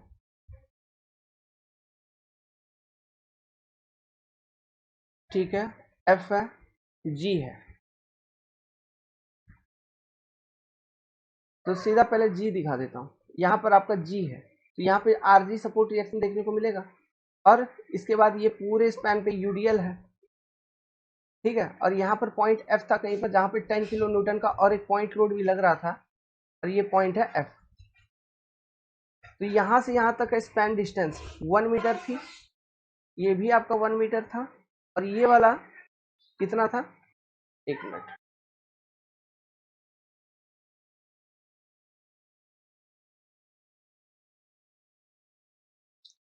जी एच इक्वल टू 4 मीटर था, और ये 5 किलो न्यूटन पर मीटर। ये आपका 4 मीटर है दिस स्पैन, और ये यूडीएल का इंटेंसिटी है 5 किलो न्यूटन पर मीटर। और ये शियर फोर्स और इसका वैल्यू कितना था, 9.84 किलो न्यूटन शियर फोर्स का वैल्यू, और ये मोमेंट का वैल्यू आपका था 10.31 किलो न्यूटन मीटर। चलो, ये कंडीशन थी, ये कंडीशन हमको निकालना आर एच का वैल्यू। अब मुझे ये बताओ क्या बताओगे, मेरे पास एक इक्वेशन मालूम है हमको, क्या, कि summation of for static equilibrium condition summation of movement about Z axis about any point in this member must be zero. ये इक्वेशन मालूम है। अब सोचो, मेरे को निकालना आर एच का वैल्यू, तो मैं मोमेंट इक्विलिब्रियम इक्वेशन अगर एच पे लिखता हूं, क्योंकि ये अपने आप में फ्री बॉडी है, फ्री बॉडी इक्विलिब्रियम में है, समझ गए। ये जो पोर्शन में आपको दिखा रहा हूँ ये फ्री बॉडी इक्विलिब्रियम में है, ठीक है, ये बॉडी अपने आप में स्टेबल है पूरा। तो अगर मैं लिखूं moment equilibrium equation H point के अबाउट, एच पॉइंट के अबाउट, तो क्या दिक्कत आने वाली है, दिक्कत ये आएगी हमको आरजी का वैल्यू मिलेगा, आरएच का वैल्यू नहीं मिल पाएगा, समझ में। तो वो इक्वेशन मेरा बर्बाद है, उसको यूज करने का मेरे को कोई मतलब नहीं है, मतलब मेरे को 2 स्टेप कैलकुलेट करना पड़ जाएगा। क्यों, आरजी का निकलेगा, उसके बाद फिर आरजी प्लस आरएच प्लस वो 9.84 इक्वल टू 10 प्लस 5 इंटू 4 करूंगा, तो वहां से फिर आरएच का वैल्यू निकलेगा। मतलब 2 अलग अलग इक्वेशन हमको सॉल्व करना पड़ेगा, तब जाके आरएच का वैल्यू निकलेगा। इमेजिन करो जो बोल रहा हूँ, ठीक है, प्लान करो कि क्वेश्चन को कैसे सॉल्व किया जाए, कौन सा स्मार्ट इक्वेशन हम यूज करें, कोई एक सिंगल इक्वेशन जिससे हमारा सॉल्व हो जाए।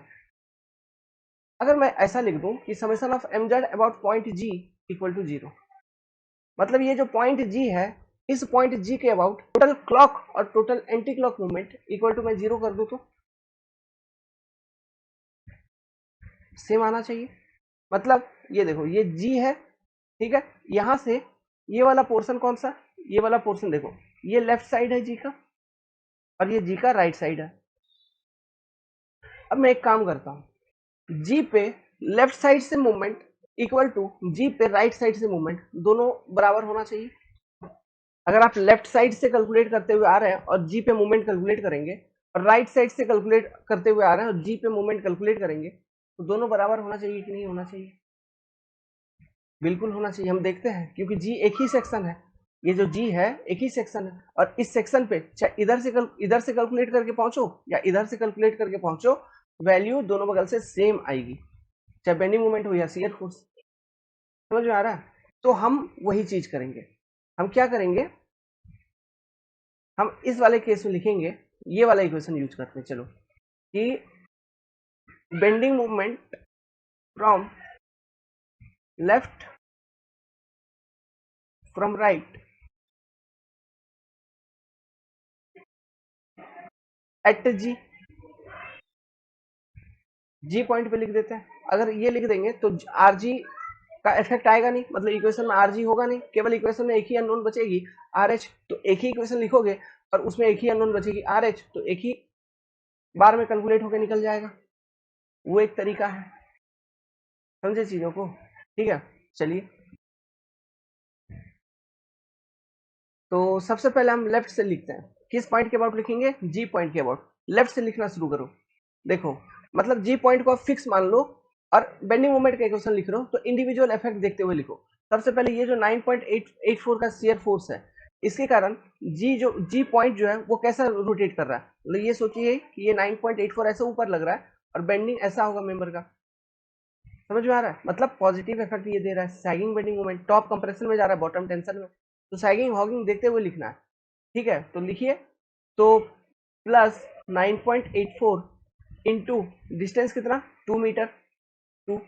अब ये जो मूवमेंट है इसके कारण हॉगिंग इफेक्ट जा रहा है ना, ये इस तरह से मूवमेंट लग रहा है, तो ये ऐसा, तो टॉप में टेंशन, बॉटम में कंप्रेशन, तो नेगेटिव, और ये पॉजिटिव, तो -10.31 सीधा। ठीक है, अब देखो अब कौन सा लोड बचा, 10, इसके कारण भी हॉगिंग जा रहा है, नीचे ही बेंड कर रहा है मेंबर, तो टॉप में टेंशन जा रहा है, बॉटम में कंप्रेशन, तो -10 इंटू डिस्टेंस कितना, 1 मीटर। तो ये लेफ्ट साइड से आपने बेंडिंग मोमेंट लिख दिया जी पॉइंट पे। अब राइट से लिखो, राइट से लिखोगे सबसे पहले देखो आर एच का इफेक्ट क्या है, सैगिंग है, पॉजिटिव है, क्यों, वो ऊपर उठा रहा है मेंबर को, मतलब टॉप कंप्रेशन जा रहा है, बॉटम टेंशन में जा रहा है, ऊपर उठा रहा है ना, जी पॉइंट के अबाउट देखिए, ये जी पॉइंट है, यहाँ पे आर एच, तो मेंबर की बेंडिंग ऐसी हो रही है, तो टॉप कंप्रेशन बॉटम टेंशन, तो सैगिंग पॉजिटिव इफेक्ट, समझ में आ रहा है, तो plus R H into 4 metre minus, ये देखो यूडीएल का हॉगिंग इफेक्ट अगेन 5 इंटू 4, ये टोटल लोडिंग इंटू डिस्टेंस कितना 4/2, ये दोनों बराबर होना चाहिए। अब ये पूरे इक्वेशन में क्या है, एक ही अननोन है, कैलकुलेट करो अननोन को, अननोन का वैल्यू क्या अपना आर एच, आर एच को कैलकुलेट किया जाए, तो आप सिंप्लीफाई करेंगे तो आर एच का वैल्यू आपको आ जाएगा 9.84 किलो न्यूटन, ये आंसर आएगी आपको पॉजिटिव में, आंसर आएगी पॉजिटिव में, मतलब जो अपना आर एच का डायरेक्शन हमने एज्यूम कर रखा है अपवर्ड, ये भी करेक्ट है। सो अब चेक करते हैं ऑप्शंस, ऑप्शन क्या थे, 9.84 kilo newton upward, answer will be option number B is correct. समझ रहे हैं, ये क्वेश्चन इस तरह से सॉल्व किया जाता है, और भी डिफरेंट अप्रोच है इसको सॉल्व करने का, जैसे पहला वाला तो वो स्ट्रेट फॉरवर्ड अप्रोच वही था, दूसरा वाला में ये चीज तो आपको बनानी ही बनानी है, ये चीज इसलिए ये शियर फोर्स और बेंडिंग मोमेंट का डेटा दिया है यहाँ पर, ये वाला पोर्शन तो आपको लिखना ही पड़ेगा ढंग से। ये लिखने के बाद आपको क्या करना है, जैसे यहाँ पे मैंने एक ही इक्वेशन में सॉल्व कर दिया है ना, एक ही लाइन में आंसर निकल गई, क्योंकि मेरे को एग्जाम देनी है, एग्जाम में मेरे को अपना कहानी नहीं बनाना, और ये सब में कोई ये चेक नहीं करेगा कि आप कैसे कैलकुलेट किए, बस सही आंसर निकलना चाहिए, तो मैंने आपको ये वाला एक अप्रोच बताया। दूसरा आप क्या कर सकते थे, दूसरा आप ये कर सकते थे, सबसे पहले इक्विलिब्रियम इक्वेशन हमको लगानी है इस पे, इस वाले मेंबर को, इसको समझिए एक अलग ही मेंबर है और इस तरह का लोडिंग कंडीशन है, इक्विलिब्रियम इक्वेशन लगा के आर एच का वैल्यू कैलकुलेट करना है, तो यहाँ पे आर जी और आर एच दोनों अननोन बन जा रहे थे, तो आप इक्विलिब्रियम इक्वेशन ऐसा लिखते 9.84 plus R G plus R H equal to 10 plus 5 into 4, equation 1। दूसरा एक मोमेंट का इक्वेशन लिखते कि summation of moment about any point equal to 0, आप एच पे लिख सकते थे या आर या ई पॉइंट पे लिख सकते थे, कहीं पर भी लिखते, तो वहां से कोई एक अननोन आपका निकल जाता और बेसिकली वो आरजी का वैल्यू आपको निकल जाता, तो आरजी का वैल्यू निकल गया, फिर ऊपर में जो इक्वेशन लिखे थे उसमें आरजी का वैल्यू पुट करते तो वहां से आरएच निकल जाता, जो सिंपल 2 स्टेप कैलकुलेशन थी आप वो भी कर सकते थे, वहां से भी सेम आपको 9.84 किलो न्यूटन का आंसर निकल जाएगा। लेकिन मैंने आपको ये इस तरह से भी लिखना बताया क्योंकि ये थोड़ा नया है, ठीक है, ये शायद आप पहली बार लिख रहे होंगे इस तरह से इक्वेशन, बाकी आपको कॉन्सेप्ट मालूम है क्योंकि वही एक ही सिंगल सेक्शन पे या फिर हम लेफ्ट से कैलकुलेट करके पहुंचे या राइट से कैलकुलेट करके पहुंचे, चीज हमको सेम मिलना चाहिए, तो वही चीज को मैं यूज करके यहाँ पे अप्लाई करके दिखा दिया, हाँ ये होना चाहिए, समझ गए, तो वो कॉन्सेप्ट को मैंने इधर यूज कर लिया, बाकी आप अपने हिसाब से सॉल्व कर सकते हैं, तो ये इकोनॉमिकल रास्ता है, टाइम सेविंग रास्ता है, समझे, कभी अगर कहीं क्वेश्चन में इस तरह से फंसे तो इस मेथड का भी उपयोग किया जा सकता है। ये क्वेश्चन आज नहीं कब पूछा था वो देखो, सोचोगे दिमाग घूम जाएगा, मेरे को लग रहा है बहुत पुराना क्वेश्चन पूछा है, 2004 में क्वेश्चन पूछा है, तो गेट 2004 से इस तरह से क्वेश्चन पूछ रहे हैं, है ना, तो सिविल इंजीनियरिंग कभी भी हल्का नहीं रहा, हरदम सिविल इंजीनियरिंग जो भी अच्छे विद्यार्थी जो एग्जामिनेशंस को क्रैक करते हैं, कंसेप्ट एकदम क्लीन होना चाहिए, माइंड सेट एकदम सही होना चाहिए, इधर उधर आजकल तो क्या है यार, आजकल तो पता नहीं क्या चल रहा है, बच्चे क्या सोचते हैं, ये ऑनलाइन एजुकेशन जो इतना सारा गंद फैला रहे हैं, अपना नहीं बता रहा हूँ, हम लोग तो मेहनत कर ही रहे हैं, आप देखिए क्या मेहनत करके चीज़ें आपको समझाई गई बताई गई, कितना सारा पॉइंट डिस्कस किया गया उस एक क्वेश्चन को सॉल्व करते वक्त, बट जो पीडीएफ लेके आते हैं सीधा line to line marking underline underline, उनके वीडियोस पे 4000 5000 4000 80,000 40,000 व्यूज। सोचो उन बच्चों का हालत क्या होगा जिंदगी में, गड़बड़ है। समझ जाइए, अभी भी टाइम है, don't waste your time, join और अच्छे से पढ़िए, ईमानदारी से पढ़िए। वेल वेल क्वेश्चन देखिए, मैच द फॉलोइंग है, list one show different loading diagram, ये आपका लोडिंग डायग्राम है on beam, and list two show bending movement diagram, match the load with the corresponding bending movement diagram. आप ना video को pause कीजिए और pause करने के बाद एक बार ट्राई करिए, आंसर फाइंड आउट करने का कोशिश करिए, बाकी चीजें इजी है। जैसे पहला वाला देखो, कंसंट्रेटेड मूवमेंट का केस है, एक सिंपली सपोर्टेड बीम है और सेंटर पे कंसंट्रेटेड मूवमेंट लग रहा है। तो कंसंट्रेटेड मूवमेंट के केस में आप देखिए बीएमडी, देखिए इसमें से कौन सा बीएमडी पॉसिबल है। आपको मालूम है कंसंट्रेटेड मूवमेंट जब भी होगा वहां पर, जहां पर भी होगा वहां पर बीएमडी में 2 ऑर्डिनेट होंगे। तो क्या ये डायग्राम नंबर 2 में 2 ऑर्डिनेट नहीं दिख रहा हमको, तो क्या ए का 2 नहीं हो जाएगा? बिल्कुल ए का हो जाएगा आपका 2, ए का हो गया 2। अब यहाँ पे ऑप्शन देख लो, तो ये पहला वाला ऑप्शन खत्म, दूसरा वाला ऑप्शन खत्म, बचा कोई आंसर, सी और डी में से कोई एक होगा। चलो वो भी निकालते हैं। अब दूसरे वाले बेंडिंग मोमेंट में देखो, दूसरे वाले लोडिंग डायग्राम में देखो, सिंपली सपोर्टेड बीम जिसपे कंसंट्रेटेड लोड है, पॉइंट लोड है, तो इस केस में बेंडिंग मोमेंट डायग्राम कैसा होगा? ट्रायंगुलर नहीं हो जाएगा। ठीक है, अब ये ट्रायंगल यहाँ पे नीचे बना दिया है, कोई बात नहीं यार, ट्रायंगल मतलब ट्रायंगल यहाँ पे बना दिया ऐसा, है ना। आपको यहाँ से साइन साइन तो बोला नहीं है पॉजिटिव या नेगेटिव प्लस माइनस, बस बेंडिंग मोमेंट का वेरिएशन पूछा है, लेकिन तो वो तो बनेगा ट्रायंगुलर। तो बी का 4 नहीं हो जाएगा, बी का 4। तो देखो यहीं से आंसर अब क्लियर हो गया, ये बी का यहाँ पे 5 दे रखा है, तो ये खत्म पहले ही। तो 2 4 1 3 is option correct, D. Answer तो मैं यहीं पे कर दूंगा, लेकिन आगे और देख लेते हैं। जैसे ये यूनिफॉर्मली वायरिंग लोड दिया है डी, तो डी का हो जाएगा आपका 3। क्यों? यूनिफॉर्मली वायरिंग लोड के केस में जो बीएमडी का वेरिएशन होगा वो होगा आपका क्यूबिक। ओके, अच्छा डी का फिर 3 और सी का 1। अच्छा एक चीज देखो, अब यहाँ पे ना बात क्या है, ये दोनों में कंफ्यूजन है, क्योंकि ऐसा तो क्वेश्चन में बोला नहीं है कि ये यहाँ पे 3 डिग्री लिखा तो नहीं है और यहाँ पे 2 डिग्री लिखा तो नहीं है ना, और दोनों ही कर्व है, तो दोनों ही पैराबोला जैसा है। यहाँ पे कंफ्यूजन तो है, लेकिन वो कंफ्यूजन को क्लियर कर सकते हो कैसे? आप सोचो, सिंपल सी बात है, यहाँ पे तीसरा नंबर में सी, ऑप्शन नंबर सी में देखिए, loading diagram simply supported beam subjected to UDL, आपने उसका बीएमडी बना रखा है ऐसा, इस तरह का पैराबोला होता है जिसमें सेंटर पे होती है मैक्सिमम बेंडिंग मोमेंट, जिसकी मैग्नीट्यूड होती है WL²/8, है ना। अब इस वाले ऑप्शन में देखो, जो तीसरा वाला कर्व है बीएमडी का, उसमें मैक्सिमम बेंडिंग मोमेंट सेंटर पे नहीं मिलके और कहीं पे आपको दिख रहा है, तो ये ऑब्वियसली सी का आंसर तो होगा नहीं। इस तरह से जजमेंट करनी है फिर, ऑब्वियसली सी का आंसर तो होगा नहीं, तो सी का आंसर होगा 1, तो सी का हो गया 1 जो कि यहाँ दिया हुआ है, और डी का हो गया बचा कुचा आपका 3, डी का 3। इस तरह से आंसर करनी है, very easy question, very simple. ठीक है, देखो ये क्वेश्चन पढ़ो, 2002 का ये है सवाल आपका, question number 19, for the loading given in the figure below, दो स्टेटमेंट दी गई है, स्टेटमेंट 1 एंड स्टेटमेंट 2। देखिए ये लोडिंग डायग्राम आपका है, और स्टेटमेंट 1 क्या है, member A B carry shear force and bending moment, member B C carry axial load and shear force, which of the following is true, statement 1 is true, B is but 2 is false. इस तरह से options दिए हुए हैं, तो हमको check करके बताना है।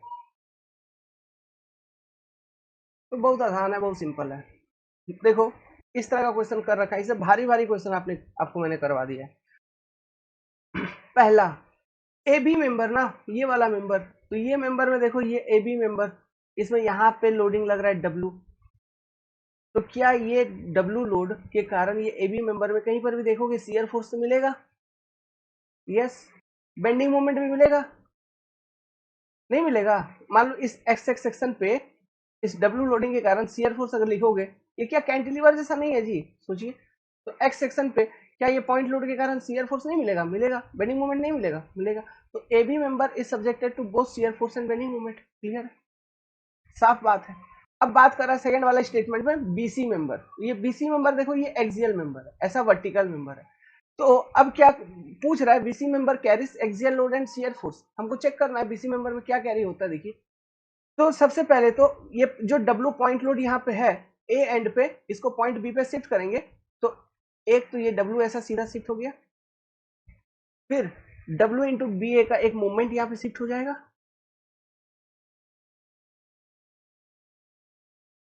तो ये जो मेंबर है बी टू सी, इसमें क्या है, ये तो आपका ये जो डब्ल्यू है, ये डब्ल्यू, क्या ये एक्सियल लोड है for this BC member, longitudinal उसके लेंथ के अलोंग लग रही है फोर्स, तो दिस इज एक्सियल लोडिंग। अब ये आपका मूवमेंट है, सब्जेक्टेड टू मूवमेंट, मतलब इस पे axial loading plus bending movement. Shear force है क्या, शियर फोर्स इस मेंबर के लिए तब होता है जब लोडिंग इस तरह से होती है, ये होता है इस मेंबर के लिए शियर फोर्स। तो यहाँ पे शियर फोर्स है क्या, शियर फोर्स नहीं है। बीसी मेंबर में axial load plus bending movement है, एबी मेंबर में shear force comma bending movement है। तो यहाँ पर जो स्टेटमेंट 2 लिखा हुआ है एक्सियल लोड, यहाँ तक तो ठीक है, एंड शियर फोर्स, ये चीज गलत हो गया, मतलब ये पूरा का पूरा स्टेटमेंट ही गलत हो गया, केवल यही वाला स्टेटमेंट सही है। तो ऐसा कोई ऑप्शन है ही क्या, statement 1 is true but 2 is false, यही वाला ऑप्शन मिल गया अपने को, ऑप्शन ए इज करेक्ट। क्या समझे और समझाऊं?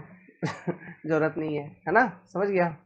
शियर फोर्स क्या होता है, बेंडिंग मोमेंट क्या होता है, कैसे लोड शिफ्टिंग करके हम चेक करते हैं, बहुत सारा क्वेश्चन करवा दिया हूँ, उम्मीद करता हूँ आप समझ गया होगा। ठीक है, बस यही ध्यान रखना है किस एक्सिस के अबाउट किस तरह का फोर्स लगता है, बस खत्म, गेम ओवर। इमेजिन, माइंड का पावर यहाँ बढ़ानी है, इमेजिनेशन जितना आपका तगड़ा रहेगा ना, क्वेश्चंस आप उतना अच्छे तरीके से आंसर कर पाएंगे, यही है स्ट्रक्चर की खासियत।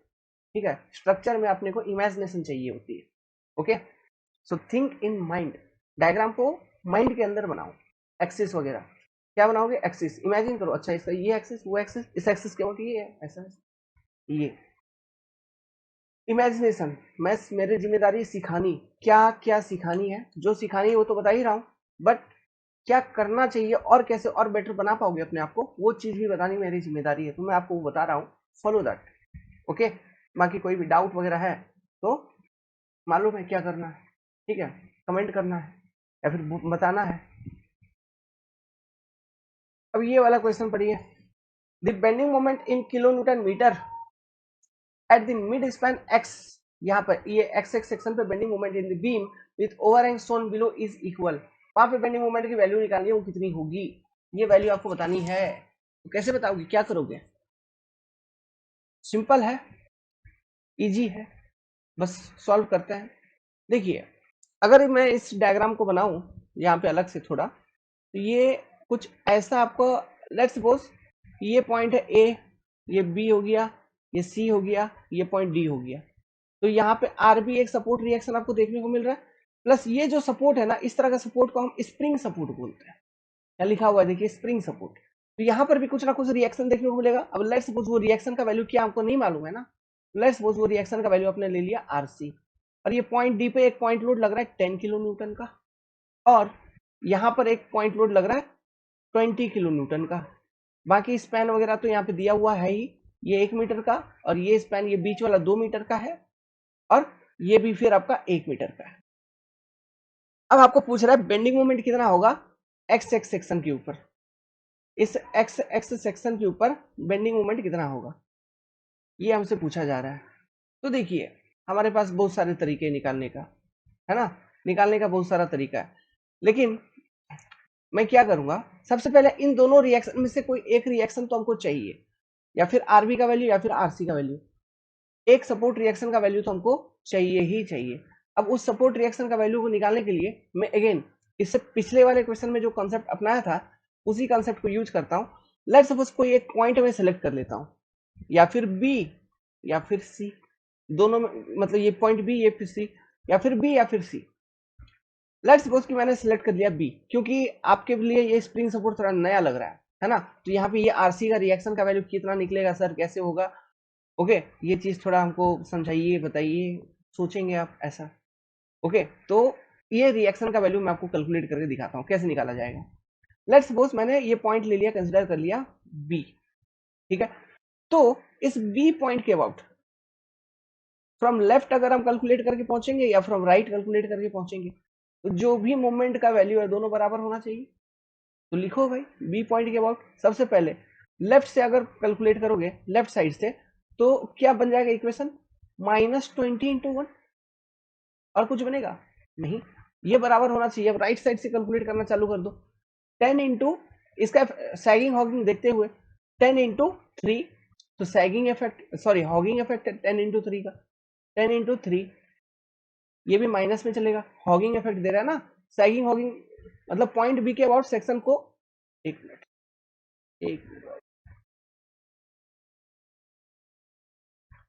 मतलब पॉइंट बी के अबाउट मेंबर को फिक्स मानिए, ठीक है, बी के अबाउट। अब ये 10 किलो न्यूटन का लोड का इंडिपेंडेंट बिहेवियर देखिए, टॉप टेंशन में जा रहा है, बॉटम कंप्रेशन में, तो नेगेटिव इफेक्ट हॉगिंग, इसलिए हमने लिखा -10 इंटू 3। अब मेरे को लगता है सैगिंग हॉगिंग लिखने में आपको दिक्कत नहीं आ रही होगी, बस ये देख के लिख लेना है किसका इफेक्ट नेगेटिव है किसका इफेक्ट पॉजिटिव है। जिस भी सेक्शन के बाद मोमेंट लिख रहे हो उस सेक्शन को फिक्स मानो, फिर उसके बाद उस लोडिंग के कारण बेंडिंग करवाओ, फिर देखो कंप्रेशन किधर टेंशन किधर, उसके हिसाब से सैगिंग हॉगिंग लिख लेना है ना। तो इतना आप बार बार बताने की जरूरत नहीं है, उम्मीद करता हूँ समझ गए होगे। अब आरसी, आरसी का इफेक्ट क्या, हॉगिंग प्लस, अब ये हम इस पॉइंट पे लिख रहे हैं तो आरसी इंटू 2, यहां से -20 इंटू 1 -30, तो +30 इक्वल टू फिर 2 टाइम्स आरसी, तो ये क्या हो जाएगा 10/2 इक्वल टू आरसी। तो ये जो सपोर्ट रिएक्शन निकला 5 किलो न्यूटन का इसका वैल्यू है। इस तरह से आप ये आरसी सपोर्ट रिएक्शन निकाल सकते हैं। अब इसके बाद ये स्प्रिंग सपोर्ट का अपना ही कैरेक्टरिस्टिक्स है, मैं आपको बताऊंगा। ये जो फोर्स ये 5 किलो न्यूटन का फोर्स लग रहा है, ये इसका मतलब स्प्रिंग सपोर्ट है ना, तो ये दबेगा। तो लेट सपोज वो दबता है एक्स, या फिर डिफ्लेक्शन होता है उसका एक्स, तो ये जो के है इसको बोला जाता है स्प्रिंग कांस्टेंट या स्टिफनेस। तो K into delta equal to force होता है स्प्रिंग के केस में, के डेल्टा इक्वल टू फोर्स। फिर ये इक्वेशन को यूज करके कभी कभी ये डिफ्लेक्शन का भी वैल्यू निकालने के लिए पूछ देगा, या फिर ये के का स्प्रिंग कांस्टेंट का वैल्यू निकालने के लिए पूछ देगा। इस तरह के भी क्वेश्चन आगे और करेंगे, ठीक है, इस इक्वेशन को यूज करके। स्ट्रक्चर में तो बहुत ही पढ़ना है अपने को, वहां पे स्टिफनेस एंड फ्लेक्सिबिलिटी मैट्रिक्स हम पढ़ेंगे, तो वहां पर मैं आपको फिर स्प्रिंग से रिलेटेड सारा चीज समझाऊंगा। टाइम टू टाइम आते रहेंगे चीजें, घबराने की जरूरत नहीं है, ठीक है। तो ये इक्वेशन चलता है स्प्रिंग के केस में, मतलब ये जो डेल्टा है वो डेल्टा है कि स्प्रिंग दब गया मान लो, मतलब ये स्प्रिंग है इस तरह से, ठीक है, दिस इज योर स्प्रिंग। एक मिनट, ये आपका जैसे स्प्रिंग है, आपने इस पे फोर्स लगाया एफ, तो इस फोर्स के कारण स्प्रिंग क्या हुआ, दब गया, मान लो इतना दब गया, ठीक है, इतना ये डेल्टा अमाउंट से दब गया, और ये फोर्स है एफ, और इसका कांस्टेंट है स्प्रिंग कांस्टेंट या स्टिफनेस, वो है के। तो इक्वेशन क्या बनेगा इसके लिए, एफ इक्वल टू के डेल्टा, ये चीज है। तो ये रिएक्शन आरसी इक्वल टू के इंटू डेल्टा लिख के फिर आगे भी अगर कुछ पूछता के और डेल्टा में से, उस चीज को भी हम निकाल सकते थे। समझ गए बात को, ठीक है, चीजें ये है। तो खैर हम अपने को यहाँ पे आरसी तक निकालना था, उससे अपना काम हो जाएगा। क्यों, अब ये एक्स एक्स सेक्शन पे बेंडिंग मोमेंट पूछा है, वैल्यू बताओ। तो लिखो एक्स सेक्शन पे बेंडिंग मोमेंट क्या लिखोगे, देखो -10 into 2, -10 into 1 metre plus 1 metre x x section पे into 2 plus 5 into 1 equal to -20 plus 5 equal to -15 kilo newton metre. Option number C will be correct. सीधा लिखना, कोई बात ही नहीं है कंफ्यूजन की, सीधा सीधा देखो सीधा सीधा लिखो, चीजों को सॉल्व कीजिए। समझ रहे हो बात को, हो जाएगा सॉल्व, ठीक है। ऐसे क्वेश्चन आते हैं बाबू 2 नंबर का, ये तो 2001 में पूछा था। देखिए क्वेश्चन पढ़िए। क्वेश्चन क्या है, a frame ABCD is supported by a roller at A and on a hinge at C, ठीक है, as shown in figure, very good. The reaction at the roller end A is given by क्या, चीजें ये पूछी है। मतलब यहाँ पे रिएक्शन क्या होगा, रोलर पे यहाँ पे रिएक्शन क्या होगा, ये RA एक रिएक्शन, तो ये फिर यहाँ पे RC एक वर्टिकल रिएक्शन, हिंज है तो यहाँ पर भी एक हॉरिजॉन्टल रिएक्शन होगा, लेट्स सपोज उसका भी डायरेक्शन यही है आर सी, तो आपसे ये आर ए का वैल्यू पूछा गया है। तो देखो मैं अगर सिंपली बताऊं, इस केस में आप ऐसे सीधा देख के जीरो नहीं बोलना, आंसर तो होगा जीरो ही, लेकिन सीधा देख के जीरो नहीं बोलना। क्यों? यहाँ पे आरसी भी है, तो हो सकता है आरसी का अगर कुछ वैल्यू निकल जाए तो आर ए उसका अपोजिट में आ जाएगा, मतलब ऐसा। क्योंकि देखो हॉरिजॉन्टल डायरेक्शन में लोडिंग भले ही नहीं है मेंबर के ऊपर, लेकिन फ्रेम के केसेस में सॉल्व कर लेना चाहिए। और यहाँ पे आप ऐसे भी सीधा देख के ऐसे बोल सकते हो कि अगर हरी में हो, स्पीड में हो, ये हॉरिजॉन्टल डायरेक्शन में मेंबर पे लोडिंग नहीं है, क्योंकि मेंबर पे जो भी लोडिंग है ये पी और ये वाला पी दोनों ही ट्रांसवर्स लोडिंग है, तो हॉरिजॉन्टल डायरेक्शन में रिएक्शन ही क्या डेवलप होगा, कुछ भी नहीं, घंटा।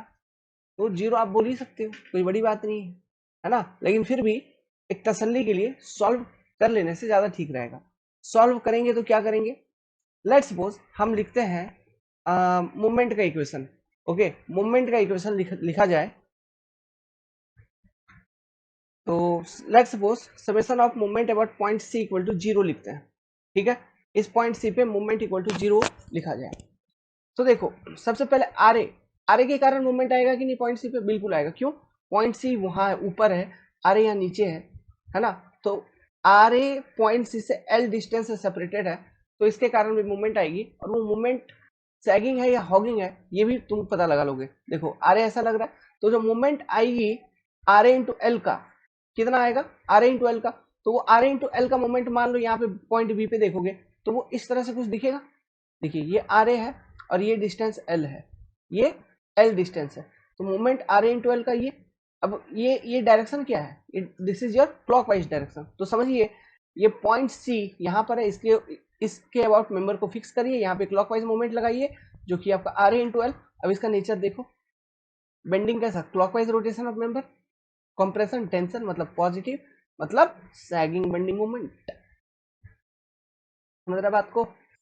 इस तरह से इस केस में हम नेचर चेक करेंगे। ठीक है, तो ये हो गया आपका सैगिंग बेंडिंग मूवमेंट।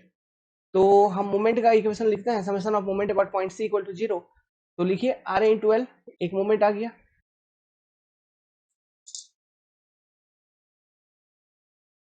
ठीक है। तो आर ए इंटू एल ये समझ में आ गया, ठीक। अब देखो, अब ये पॉइंट लोड पी का इफेक्ट देखो, ये पॉइंट लोड पी कितना डिस्टेंस पे लग रहा है, एल बाई टू पे लग रहा है। इफेक्ट देखो इसका, इस तरह से बेंडिंग करवाएगा, मतलब हॉगिंग में चल रही है, minus P into L by two. अब इस पॉइंट लोड का इफेक्ट देख लो। अच्छा, एक गड़बड़ है, छोटा सा गड़बड़। देखो बाबू, एक पॉइंट हमेशा जिंदगी में ध्यान रखना, जो गलती मैं अभी करने जा रहा था वही गलती आप लोग नहीं करना। क्या? जैसे ये summation M about point C equal to zero में लिखने जा रहा था, तो मैं यहाँ पे एक ही पॉइंट पे सैगिंग हॉगिंग देखते हुए लिख रहा हूँ। तो सैगिंग हॉगिंग नहीं देखना है, क्लॉक एंटी क्लॉक देखना है। क्या देखोगे? Clock anti clock, clock equal to anti clock करना है अपने को मोमेंट इक्विलिब्रियम लिखते वक्त। जब बेंडिंग मोमेंट का इक्वेशन लिखे ना, तब हम सैगिंग हॉगिंग लिख सकते हैं। अब जैसे इस केस में मैंने आपको सैगिंग हॉगिंग लिख के दिखाया, आर एक इफेक्ट सैगिंग था, इसका हॉगिंग था। तो ये हम सोचो, ये सी का लेफ्ट से हम सी तक पहुंचे, उसी तरह सी का राइट से अगर पहुंचेंगे तो दोनों बराबर होना चाहिए। तो इक्वल टू में सी का राइट से लिखो, फिर इक्वल टू में सी का राइट से लिखोगे तो क्या होगा, उसका भी इफेक्ट हॉगिंग है। देखो ये वाला पॉइंट लोड का इस तरह से बेंडिंग होगा, मतलब टॉप चला गया टेंशन में, बॉटम कंप्रेशन में, तो minus P L by to again. तो यहाँ से आर ए का वैल्यू, ये माइनस उधर जाएगा तो आर ए का वैल्यू देखो, R A into L equal to minus P L by two plus P L by two equal to zero. समझ गया? तो R A equal to zero, option D correct. तो ये हमने लिखा, क्या लिखा, summation of moment about C equal to zero from left equal to right, मतलब ये लेफ्ट राइट इक्वल किया हमने, from left and right must be equal, ये इक्वेशन को यूज किया, तब जाके फिर ऐसे आ गया जीरो। अगर आप summation of moment about point C equal to zero लिखना चाहते हैं, तो उसमें जो क्लॉक एंटी क्लॉक बता रहा हूं वो वाला कॉन्सेप्ट को यूज करके, तो उसको मैं यूज करके लिखवाता हूं, summation of M about point C equal to zero. देखो summation M about point C equal to zero, अब इसमें ये है स्टैटिक इक्विलिब्रियम कंडीशन। अब इसमें केवल clock equal to anti clock देखना है, उससे ज्यादा कुछ नहीं देखना है। तो देखिए आर ए कैसा था, आर ए का ये देखो, आर ए ये क्लॉकवाइज, तो आर ए इंटू एल हो गया ये क्लॉकवाइज। तो क्लॉकवाइज को हमने लिया है पॉजिटिव में, तो एंटी क्लॉक नेगेटिव में है। तो इसका देखो P into L by two, ये P into L by two ऐसा एंटी क्लॉक, तो minus P into L by two. अब ये देखो ये वाला P, ये P into L by two, ये ऐसा क्लॉकवाइज, तो क्लॉकवाइज प्लस में है, तो plus P into L by two equal to zero. तो ये माइनस प्लस इधर खत्म, तो R A into L equal to zero, तो R A equal to zero. तो इसमें ये जो इक्वेशन हमने लिखा, इसमें clock equal to anti clock देख के लिखा, clock equal to anti clock, जो कि स्टैटिक इक्विलिब्रियम इक्वेशन हमको देखना पड़ता है। और बेंडिंग मोमेंट को इक्वल कर रहे हैं अगर, तो उसमें सैगिंग हॉगिंग अगर देख के लिख रहे हैं, तो आप फिर ये वाला अप्रोच देखेंगे, सेकेंड वाला अप्रोच, मतलब जो पहला बताया था वो। तो आप दोनों तरीके में से सॉल्व कर सकते हैं, तब जाके सही आंसर आएगा। सही तरीके से कॉन्सेप्ट को अप्लाई करोगे तब आंसर निकलेगा सही। कॉन्सेप्ट को गलत अप्लाई कर दोगे तो आंसर भी निकलेगा गलत। तो आंसर क्या हो जाएगा, डी। समझ गए चीजों को, ठीक है, वेरी गुड। तो अब लिख दिया जाए complete. Complete in the sense get के जितने भी क्वेश्चन आपके आए थे आज तक, एसएफडी बीएमडी के,